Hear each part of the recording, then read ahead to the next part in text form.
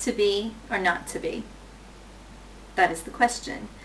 Whether 'tis nobler in the mind to suffer the slings and arrows of outrageous fortune, or to take arms against a sea of troubles, and by opposing end them, to die, to sleep no more, and by a sleep to say we end the heartache and the thousand natural shocks that flesh is heir to. 'Tis a consummation devoutly to be wished, to die, to sleep perchance to dream. Aye, there's the rub. For in that sleep of death what dreams may come, when we have shuffled off this mortal coil, must give us pause.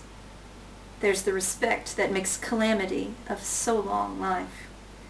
For who would bear the whips and scorns of time, the pangs of despised love, the law's delay, the insolence of office, the spurns that patient merit of the unworthy takes, when he himself might his quietus make with a bare bodkin?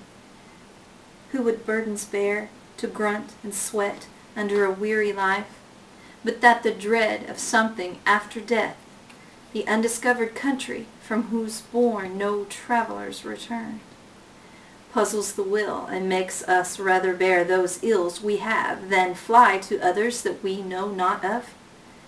Thus conscience does make cowards of us all, and thus the native hue of resolution is sicklied o'er with the pale cast of thought, and enterprises of great pitch and moment with this regard their currents turn awry and lose the name of action. To be or not to be? For most of us at some point in our lives, it truly is the question. Hamlet was suffering from a direct upheaval in his life. He was away at college, a normal young student, with high expectations for his future, oblivious to any and all evil occurring at his home. When his life is shockingly disrupted by the death of his father, a cycle of depression and angst begin to form in his spirit, leaving him grasping at reality and on the edge of madness. To be. I find it ironic that Hamlet chose this particular word to open his question with, to describe the continuity of life within him as being, not just existing, not just living, but being. In terms of the universe, this was the key word. To be. To live on. To have breath in his lungs and beat in his heart. To stay on his course of revenge in honor of his father's memory. To love the fair Ophelia from afar, choosing not to reveal his feelings for her until fate had stolen his chance to do so. To be.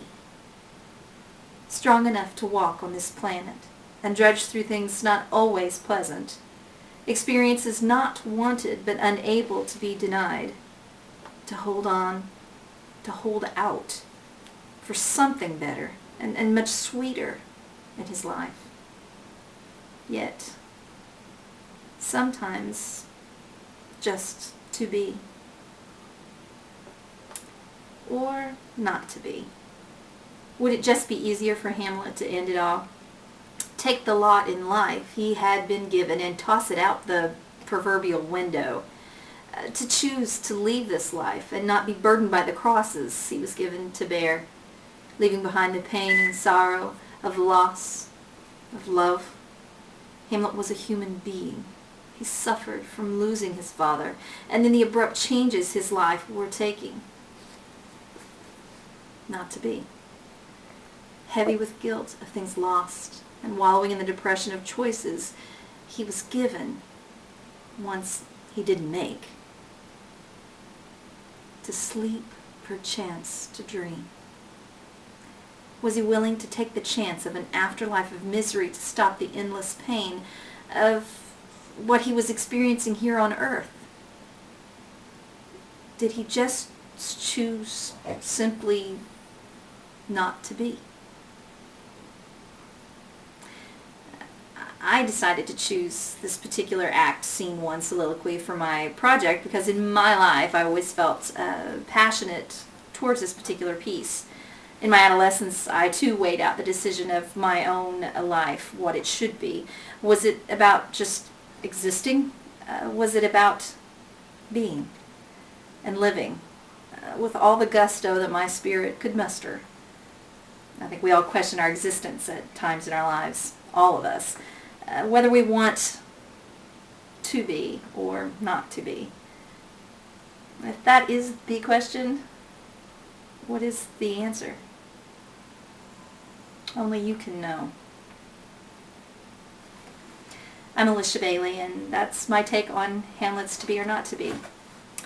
Thank you, and God bless.